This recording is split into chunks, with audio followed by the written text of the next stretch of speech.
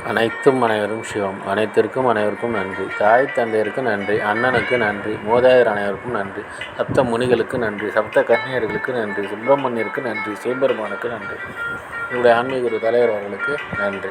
29/5/2024 புதன்கிழமை பஞ்சாங்க வழி ஜோதிட ஆலோசனை.